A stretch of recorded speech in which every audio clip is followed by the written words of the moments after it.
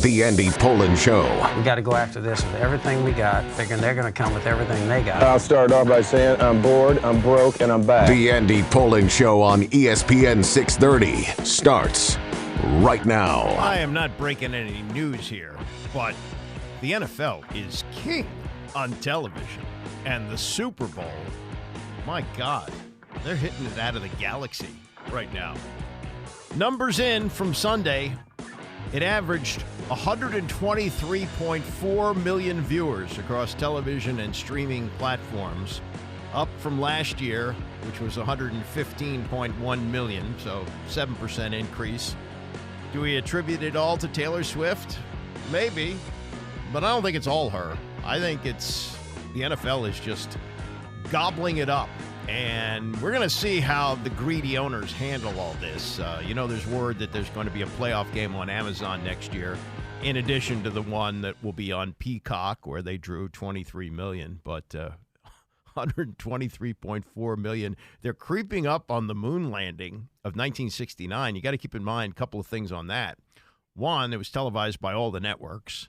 And two, there are only 4 channels in most markets, sometimes even 3, just the 3 networks, ABC, NBC, CBS. They all carried it, so that's why, if you turned on the TV, that's pretty much all you could get, and it was historic. If you were alive then, as I was a kid, my mother woke me up late to get up and watch it, and it was one of the most stunning things that anyone had ever seen on television because of the technology that made it possible. Now, the technology at the time versus what we have now, it's pretty much what you have in your cell phone. But that was an amazing thing to see a man walk on the moon. And we didn't see anybody walk on the moon on Sunday, but we saw Patrick Mahomes and the Chiefs moonwalk their way to their second consecutive championship. And there's going to be more. He's 28 years old, and I get a little worn out by the Brady talk that he's already surpassed Brady. No, he hasn't in Super Bowls. I think he's surpassed him in quarterback talent.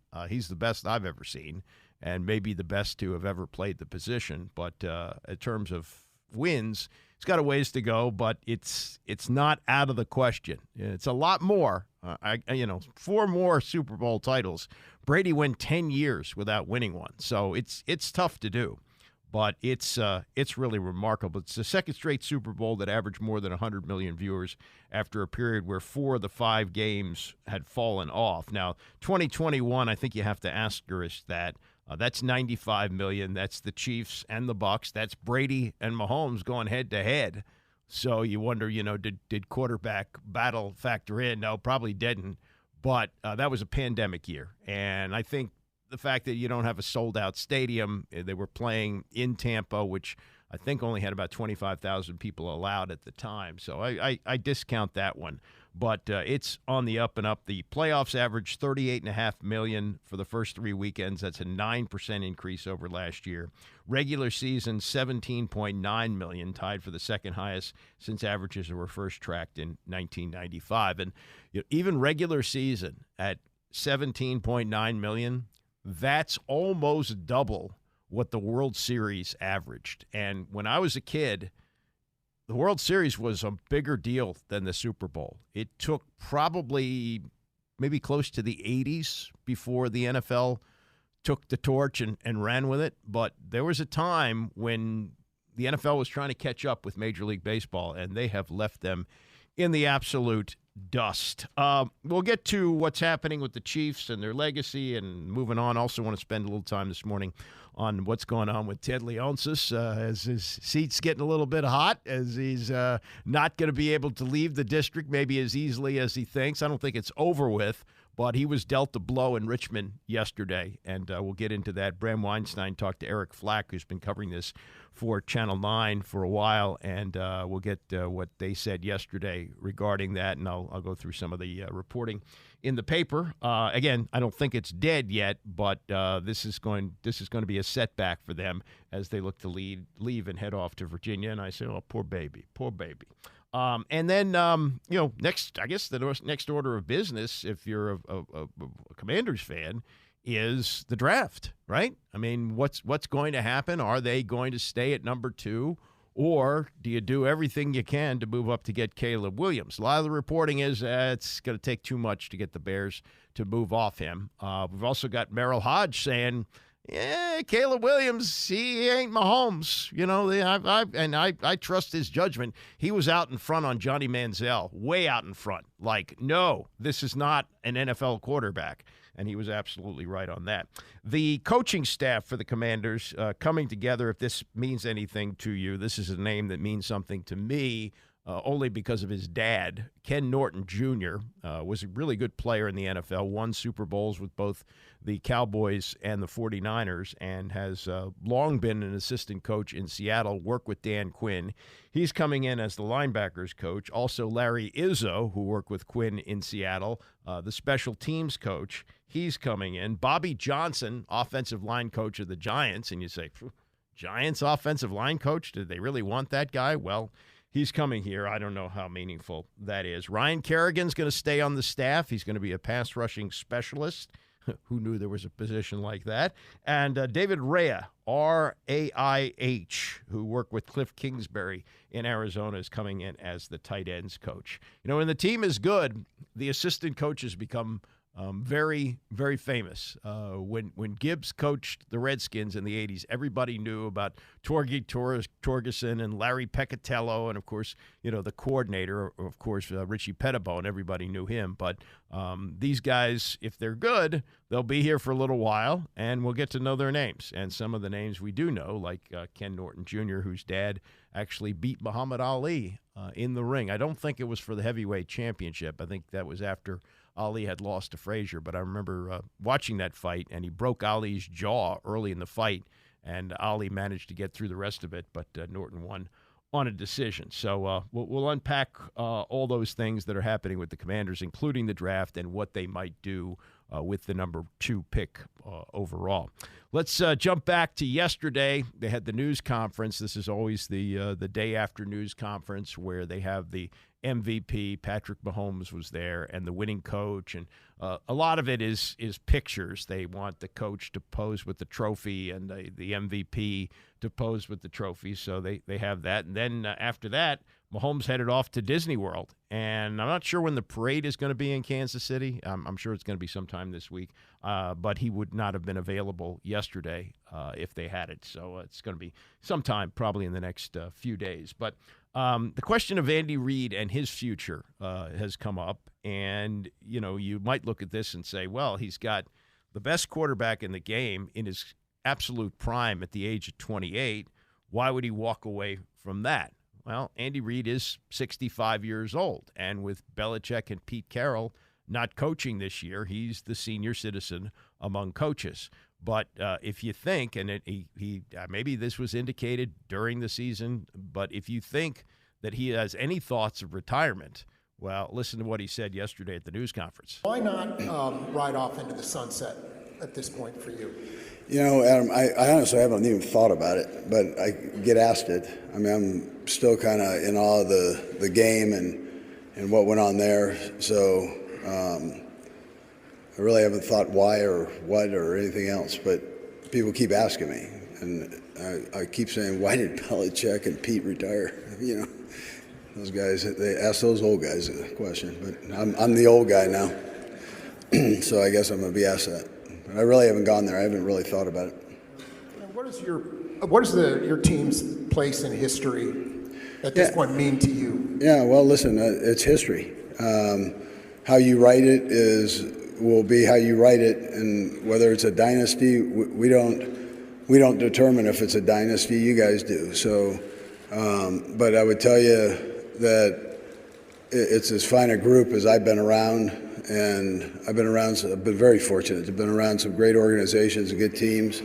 And this group here and organization are tremendous, and if somebody said dynasty and tagged it onto it, I'd be very proud of that. Okay. Now, the Pete Carroll and Belichick retirement, that's not accurate. Neither one of them retired.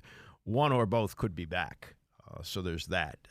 Belichick parted ways with New England, wanted another job, didn't get another job, and Pete Carroll made it very clear that he didn't want to leave Seattle, that he was pushed out the door. And those guys in their 70s, yeah, it's not inconceivable that they get another shot to do this. Now, as far as Reed and where he stands on the pay scale, he's way underpaid at $12 million a year. Yes, there are new standards for coach pay. Belichick was reportedly making $25 million a year, and who would debate whether he was worth that or not with the 6 Lombardis in the trophy case.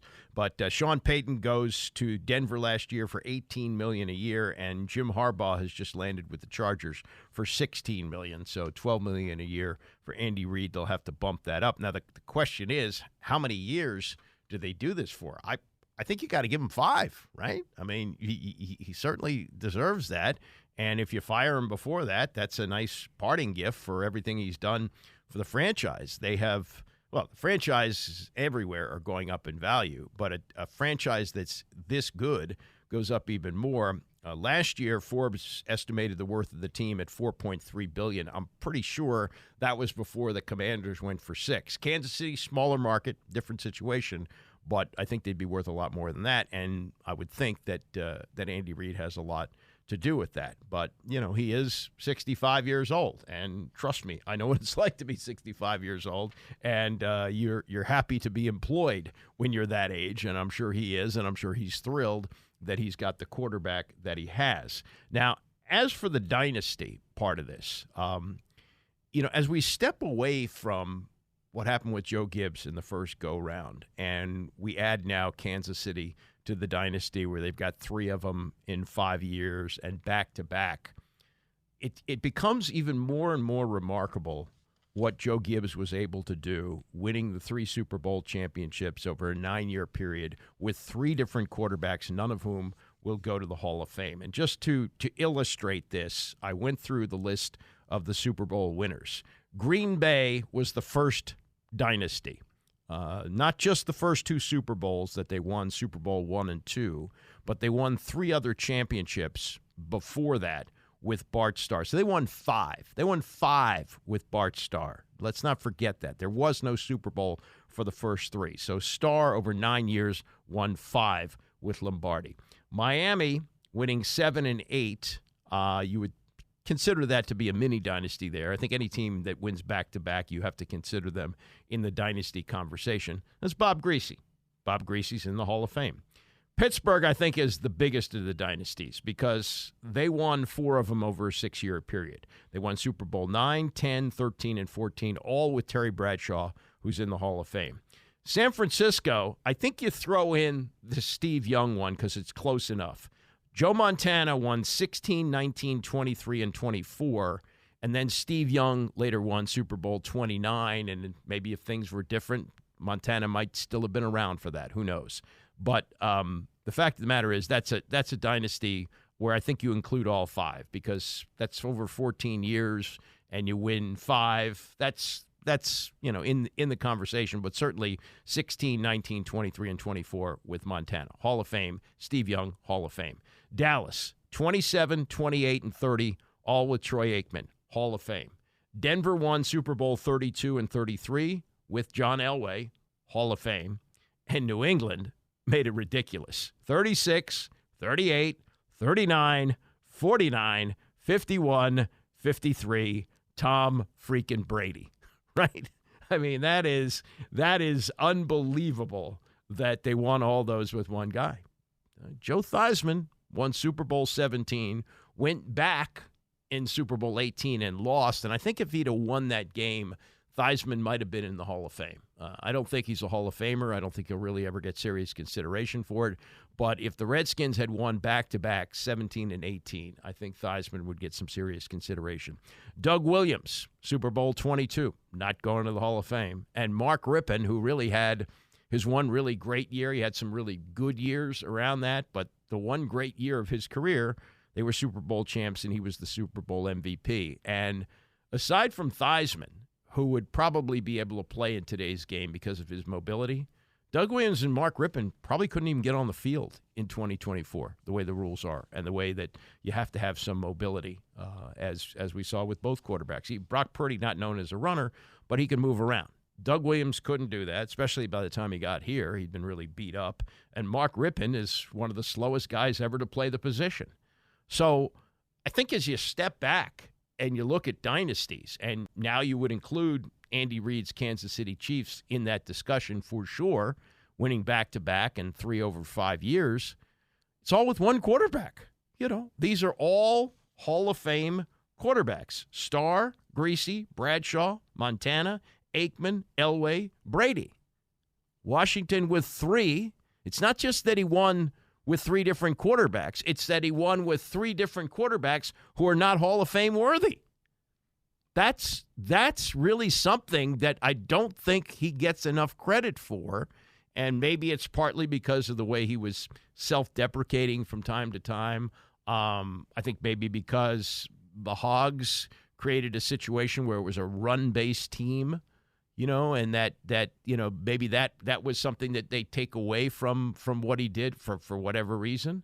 But, yeah, I mean, I don't think – we may have other dynasties in the NFL in years to come as the next Patrick Mahomes comes along.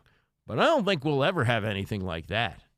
I don't think we'll ever have 3 Super Bowl championships over 9 years with 3 different quarterbacks, none of whom will get a sniff of Canton.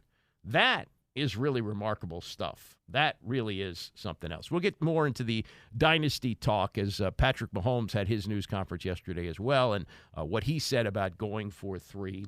Plus, we'll look into what Eric Flack has been reporting and others regarding Ted Leonsis' efforts to leave D.C. to head to Northern Virginia, which took a body blow yesterday in Richmond. We'll get to that and more as we continue. It's the Andy Pollin Show, ESPN 630. The Andy Pollin Show on ESPN 630, the sports capital. It doesn't look like it's sticking outside our window here on Jennifer Street in beautiful Friendship Heights, but there are snowflakes falling, and it looks kind of nice. It's nice that it's not sticking. I know that the Doug Kammerers of the world are high-fiving each other. Hey, we were right about the snow projections. But so far, I know we're not out of the woods. Got another month of crossing our fingers here. But so far, we haven't been pounded with the blizzard that everybody thought we were going to have.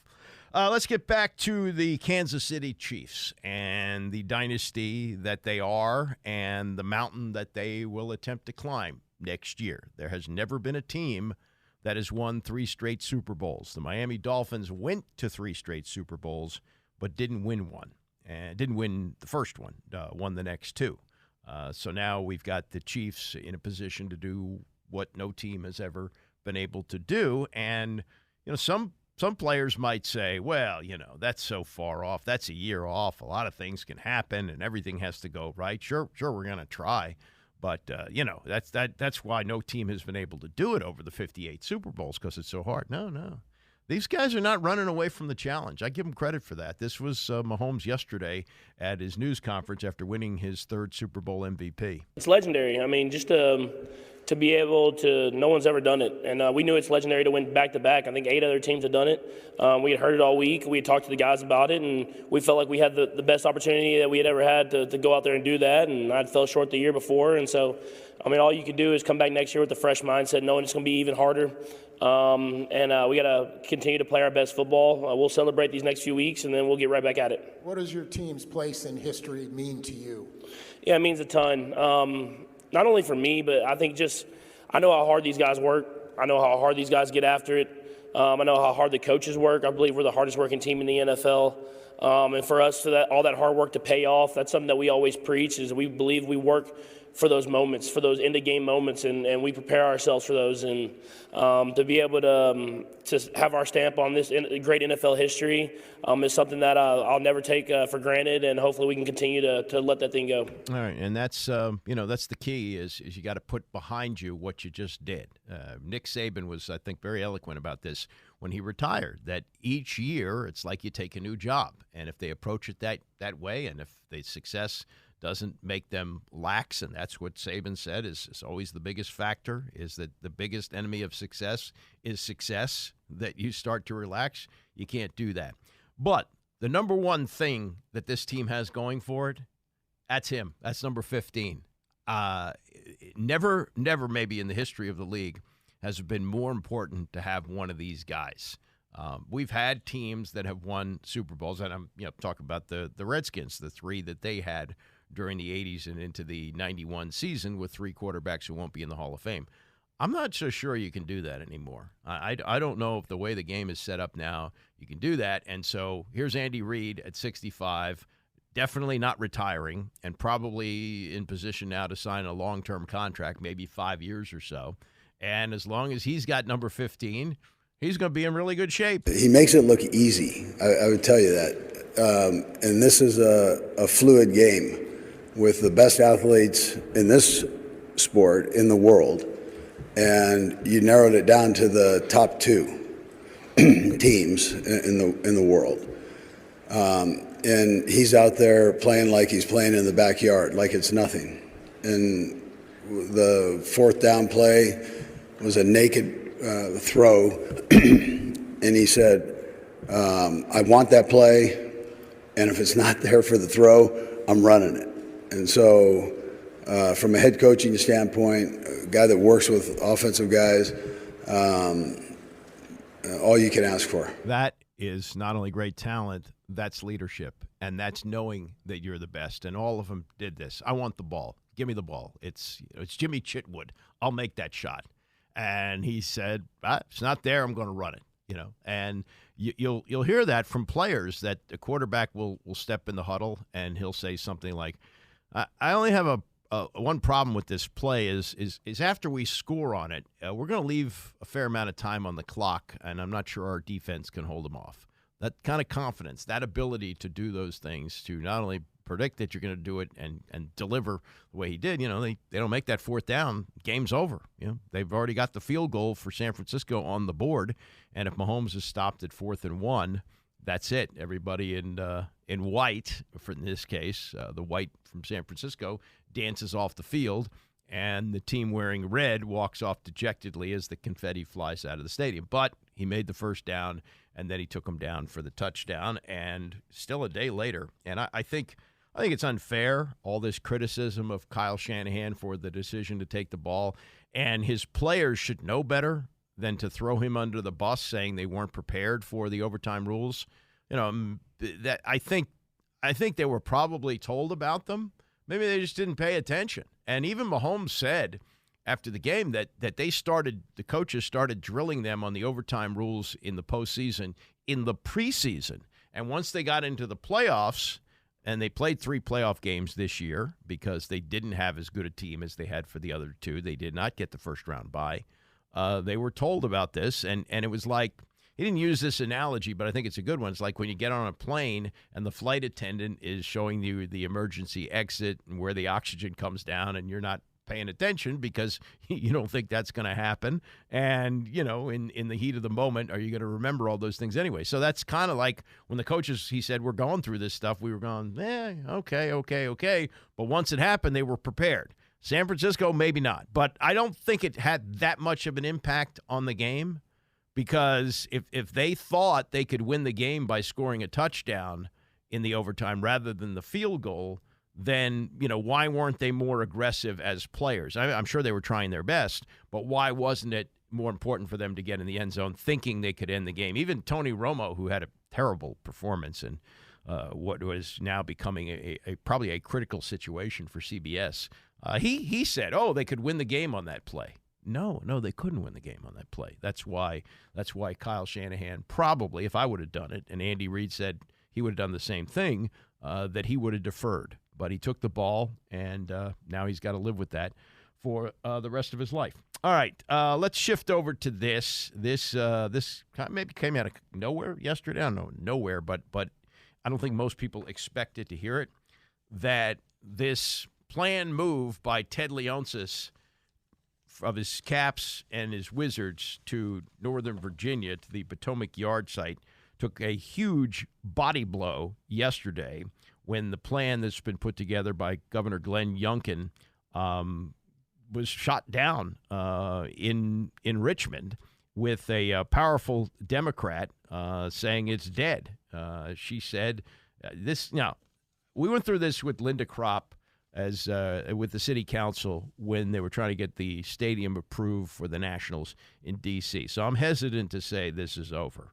But yesterday, Senator Louise Lucas, a Democrat and chair of the Senate Finance and Appropriations Committee, said they're not going to even listen to this proposal from the governor to build with state money in Potomac Yard. She said, as far as I'm concerned, it's dead. I'm not going to allow the governor to enrich his billionaire friends. This Democrat is not conceding to a half-baked Glen Dome for his billionaire friends, meaning Ted. And so there was a news conference that was quickly called at Capital One Arena. Ted wasn't there, but his top lieutenant, Monica McKnight, I believe is her name, and she went out of her way to say, "Oh no, this is no big deal. That we'll be able to get through this. This is just we went through all the legal issues as far as leaving, and then at the same time we had Mayor Bowser of the district saying, hey, you know what? They got a lease here until 2047. They're just not going to be able to walk away from that."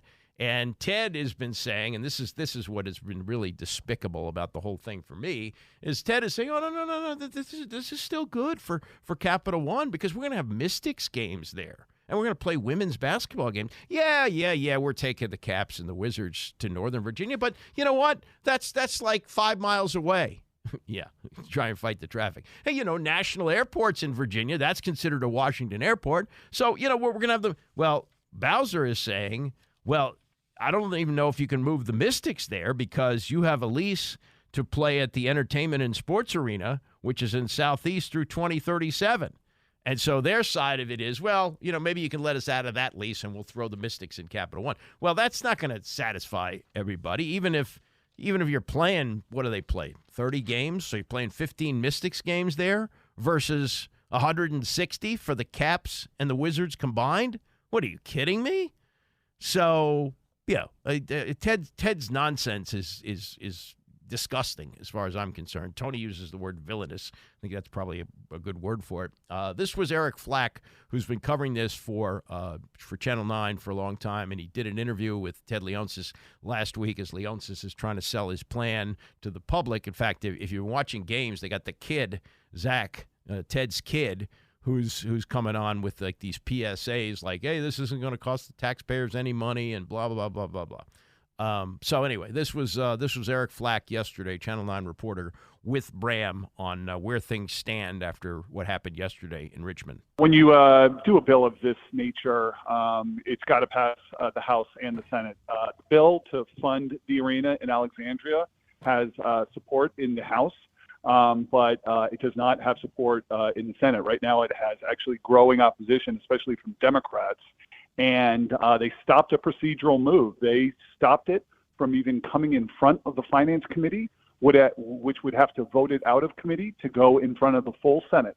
So the Senate Finance Committee said they had concerns, Democrats particularly.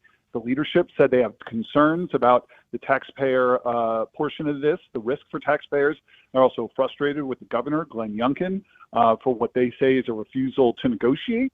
And so they just said, we're not even going to talk about it. It didn't fail in a vote. It didn't get a vote. They just said, we're not talking about it. We're not even going to consider it. Hours later, Monumental held a hastily called a news conference, and they said, look, this is okay. The deal is not dead. We know we have support in the House. We believe we can get with the Senate, convince them to see the light, to negotiate. I don't know if they intend to change the framework of the deal. I don't know what Democrats will be asking for. There's a lot of parts. There are legislators in other parts of Virginia, not Northern Virginia, who say, "What about us? What about our part of the state?" And they're going to have to convince those people to get on board before this really gets revived. But Monumental continues to say, "We're okay, despite what seems like some really, really big red flags today in Richmond." Okay, so you follow this closely. Where did you land on today's news? Is this, we're okay, Monumental, let's see this through, or are they in real trouble of having this thing completely go away? I think this is trouble. Now, I'm not sure if it's trouble that they can't overcome, but this is really early in the process to hit a roadblock like this. I mean, they said what they had to say today, which was, this is part of the process. But I don't think they could have ever expected, after 2 years of work, after that huge press conference, the announcement, the fanfare, all the interviews that Ted did last week, trying to get out in front of this thing, that they wouldn't even get a hearing in the Senate Finance Committee. I don't think the governor is helping the cause politically right now with some of his tone and rhetoric that is rubbing some of these more rural Democrats who represent more rural, less populated areas, rubbing them the wrong way. I would stop short of saying the deal is dead. And Monumental would say, it's not even close to dead. But they have problems that they are going to have to overcome. They're going to have to do it quickly. What is the governor? I haven't followed that part closely. What is the government doing? What is the governor doing politically that is upsetting some of these Democrats? I think he is not reaching out. He is basically hailing this as a slam dunk, pun intended, that is going to be a windfall for Virginia without, shaking some hands and kissing some babies along the way in the form of legislators to make sure they get on board. My reading of this is that they felt he put the cart before the horse a little bit and thought that he didn't need to really, shore up his support. And that I think there are legislators who are feeling like their support is assumed rather than earned. And they're taking a stand here. And which is why Monumental said, look, we're going to talk to the senators. We're going to talk to the Senate Finance Committee. We're going to show them the merits of this. We are confident that we can work together to make this deal a reality. They continue. Oh, sorry, go ahead. No, please finish your thought. Last thought was they continue to say there's no plan B. In fact, they won't even say there's a plan A. There's only one plan. So, we asked them, are you Bowser's over here saying she's going to sue you today if you try to get out of the lease. She's saying she's still got $500 million on the table to fix up Capital One. Are you kind of keeping that in your back pocket just in case? They're like, nope, we're going to Virginia. We're going to work this out. You got this quote from him last week where he said the die is cast, which has really obviously caught a lot of attention, which made it sound like we're moving because this is happening, and then this happens today. Did you follow up with what if this doesn't happen in Virginia? What do you mean by that? Yeah. No, they won't even acknowledge the possibility. Today they let us speak with Monica Dixon, who has a fancy title, but she's way up in this project. She is one of the people who is figuring out the framework for this deal on behalf of Monumental. Very smart woman. And we keep on asking her, like, are you sure you don't have a plan B? Or are you sure you're not going to at least keep this option on the table? Are you so confident? She says, yes, we're not even going to think about failure. Despite what happened, it's part of politics. This is no big deal. So, and then you have the legislators in Richmond who oppose us who say, we're not doing this. So I don't know. People are saying very, very different things. Monumental made themselves sound very confident that this was just a bump in the road. But they are not publicly, at least, considering staying in any way, shape, or form. The die is cast. Their major is declared, as Ted says. This is what they're doing. And they continue to believe that they're going to get a deal done despite what appeared to be a major, major development against them today in Richmond. Also this was part of Eric Flack's, that's, by the way, Eric Flack, a reporter for Channel 9, who's been on top of this, talking to Bram Weinstein yesterday here on ESPN 630. He said in his report last night on Channel 9 that the arena where they're supposed to play in at Potomac Yards is not supposed to be completed until 2028. The lease, which Ted says he's able to get out of in 2027 at Capital One, and there's dispute about that. The mayor is saying, no, it's 2047. It's not 2027. But Ted says he can get out in 2027 because of some payment that he's able to pay off in advance. That's his side of it, and I guess that'll all be worked out by the lawyers. But he's saying, yeah, I can get out in 2027, but if the arena that they're going to play in Virginia isn't ready until 2028, what are they going to do? And Ted's person, McKnight, yesterday said, oh, well, we'll just negotiate a lease with the city. Oh, really? So you're going to be in this legal dispute with the city about whether or not you can get out of the lease, and the mayor, whoever that happens to be at the time, is going to say, yeah, well, we'll work out a lease deal. No. If I'm running the city and Ted wants to make a deal for a 1-year gap so he's got a place to play till his new place is built, I say, you want to be in Virginia? Go to Virginia. Go play your games at George Mason if you want to. I don't know if they have a hockey rink there, but you can probably get 6,000 or 7,000 people in there to see you. Yeah, go ahead. You want to be in Virginia? Go to Virginia. So this is rich, and the arrogance on both sides, sides together, Glenn Youngkin and Ted Leonsis, is that Youngkin's speaking for the Senate here, and they're saying, yeah, this is done. They'll approve this. This will be fine. Yeah, and Ted went around doing interviews last week. Remember when they had this grand announcement with Ted and the governor at the site, like how great it's going to be? Ted didn't take any questions there. I think their whole plan has been, let's try and ramrod this through. And here's somebody yesterday in Richmond, a very important person in this process, who says, no, this deal is dead. I don't think it's completely dead. I think that there is a possibility. And I keep thinking about, I don't know if this is apples to apples. I don't know enough about how these politics work. But I remember when the plan was that the city was going to pay, I forget what the number was. It was over $400 million to build Nats Park. And Linda Kropp, who was on the city council, led a big surge to try and prevent it from happening. And for a night or two, it looked like it was dead. It looked like it wasn't going to happen.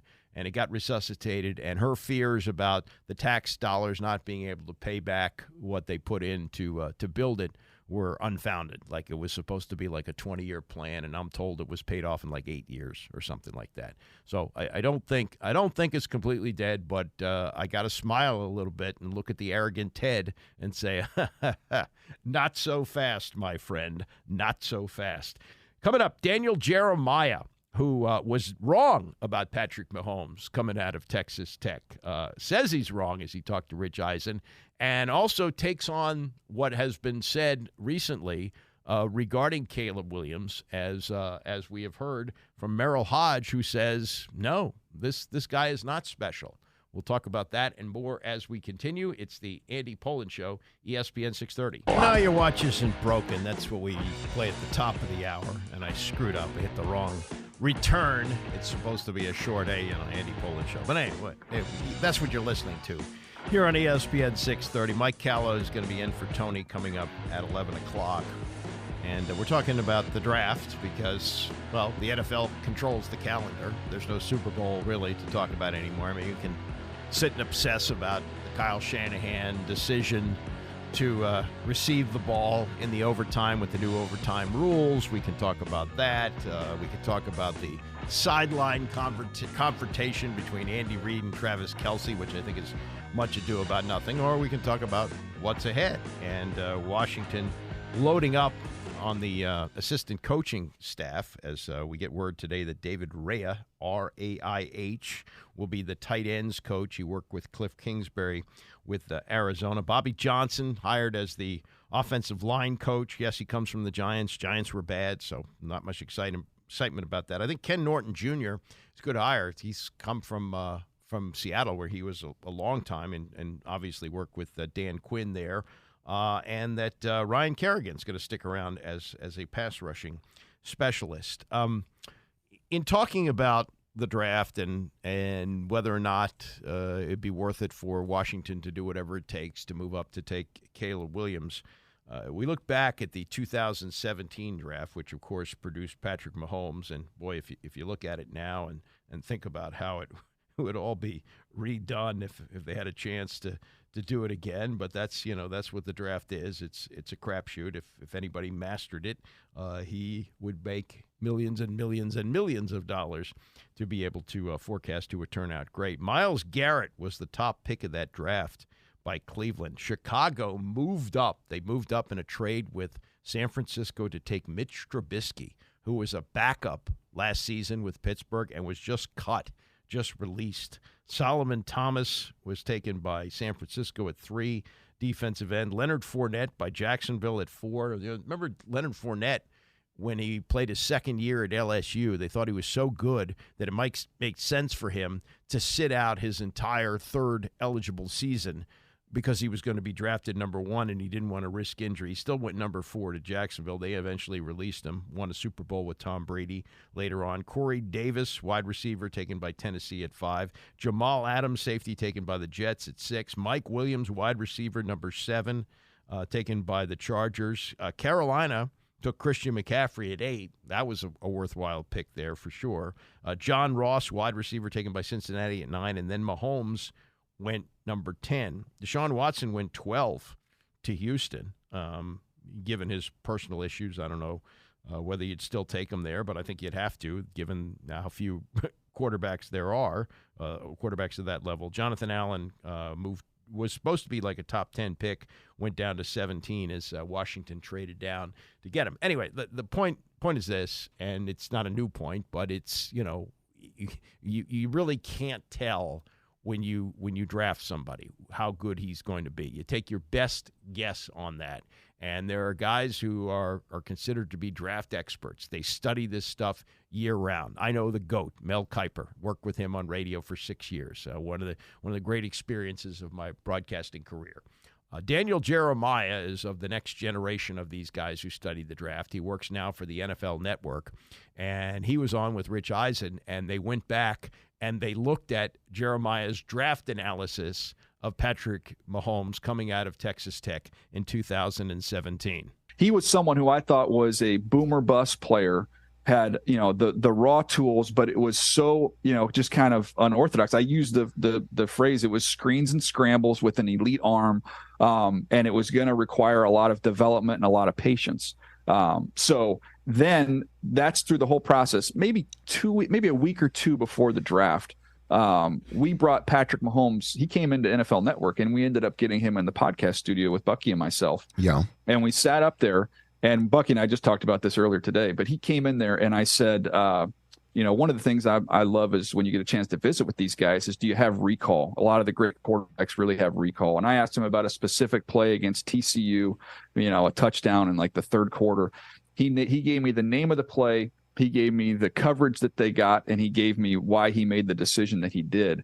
And then he left the room, and I looked at Bucky and I said, "Oh, I'm a little nervous. I could be off on this guy." And sure enough, he's had all that ability, went to the right place, the intelligence, the work ethic, all put together, and you have the greatest player we've ever seen. What does that tell you, though? I mean, because again, this is what we're going to be talking about over the next several weeks and couple months. Certainly, when there's grease boards and say, "Get on the board and tell me your favorite play" and all that stuff. What?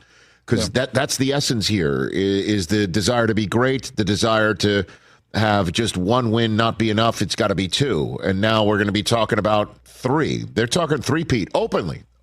Like they want to come back and say, 2 is great, others have done it. 3, nobody's ever done. So what does that tell you, Daniel? Well, first of all, he's, Steve Young used to use the line that the great quarterbacks have this ability to kind of say, "Over my dead body, are we going to lose this game?" In those moments, he has that. That's how he's wired 100%. But going back to the recall thing, what makes, the Tom Brady's and the Peyton Mannings and all these guys is they have this memory bank where everything they've seen gets logged. And then as the longer they play, there's nothing, there's not a look you're going to get that doesn't, bring back a memory of what is to come and what the defense is going to do and how you attack it and how you defeat it. So to have that memory bank, even at the college level, to remember specific plays and specific games, you can then translate that to the next level. You're like, oh man, when this guy gets 5 or 6 years into this league, he's going to have absorbed all of this information and none of it's going to have left him. And now you've got the rare ability as well as this memory bank with all the answers to the test. And it's pretty incredible. 2 athletes come to mind when you talk about memory bank.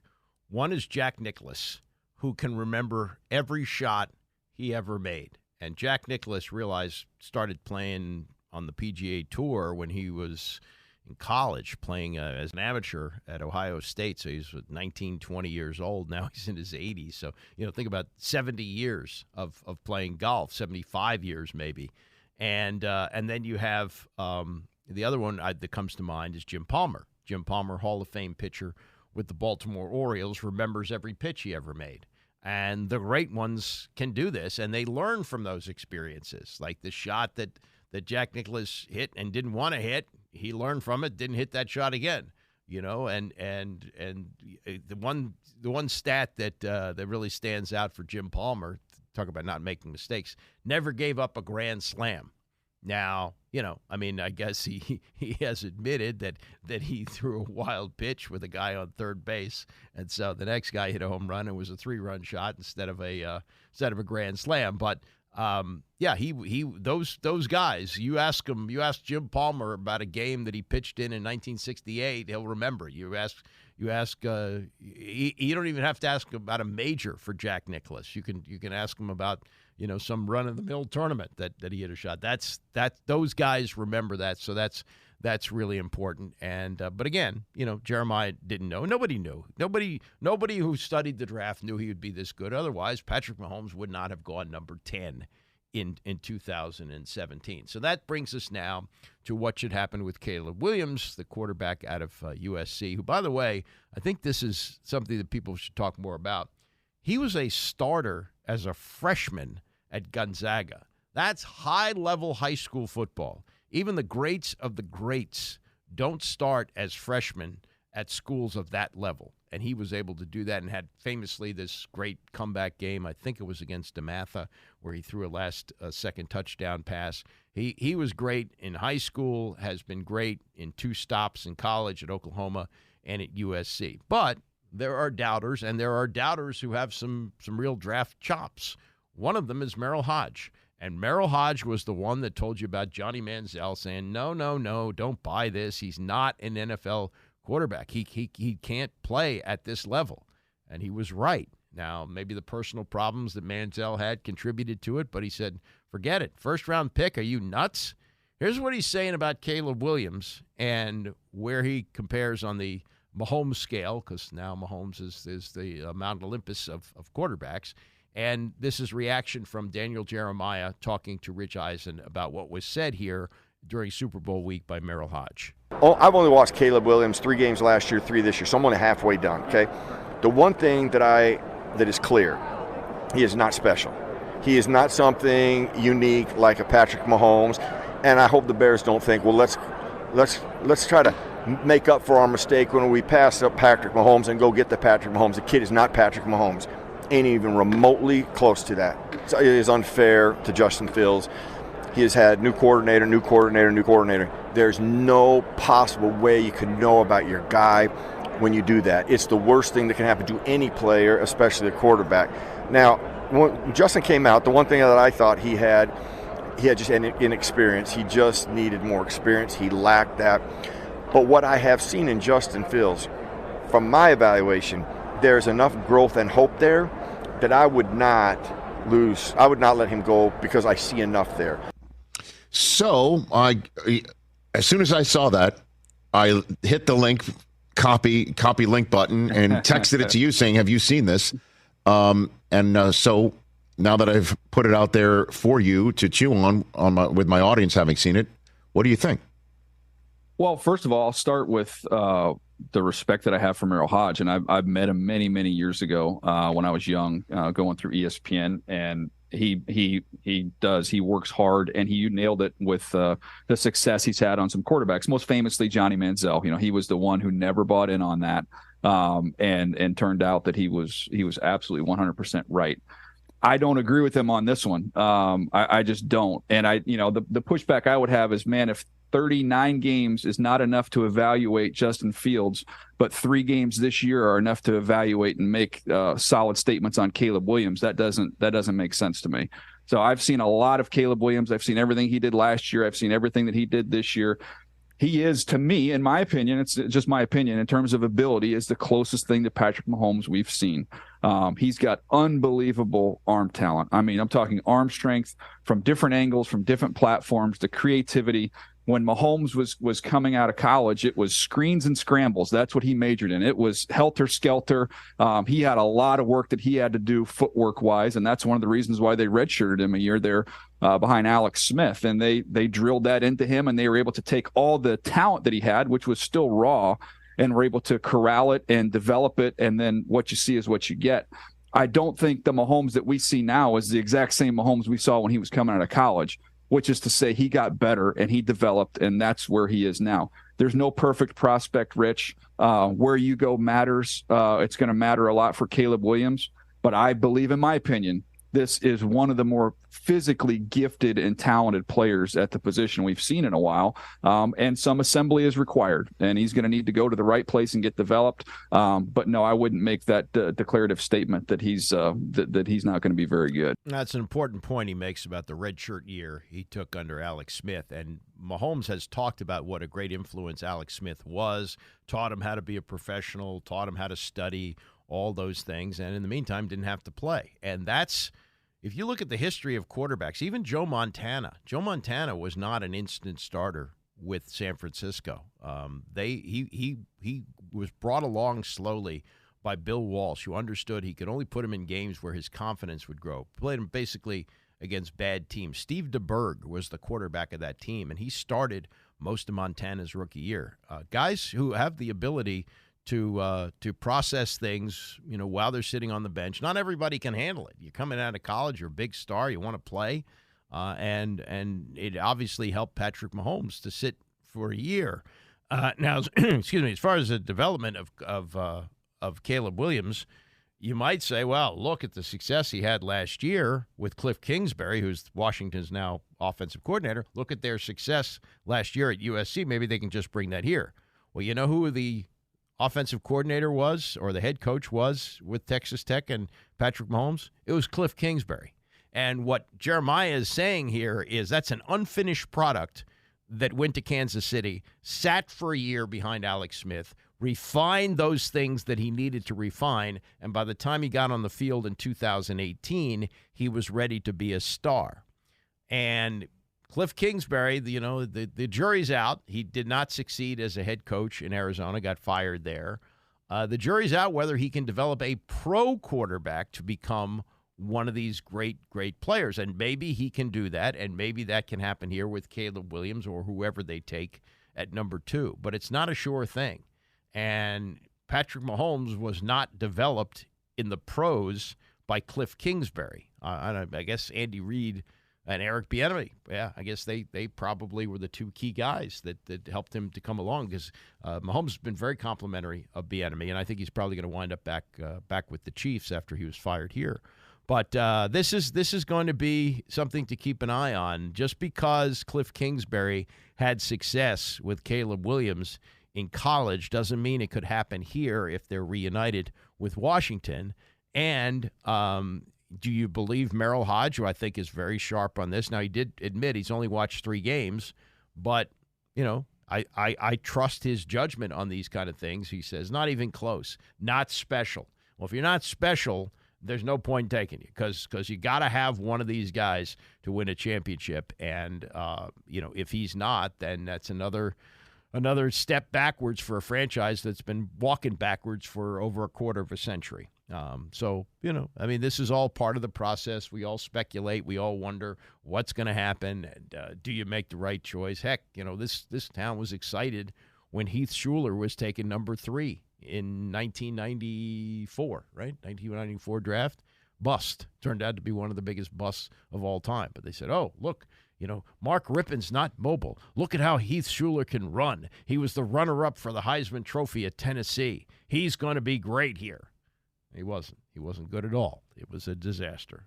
So you just don't know. You just don't know. Mike Callow is coming in for Tony next, and I will be back here tomorrow at 9 a.m. Have a great rest of the day, and I'll see you back here tomorrow.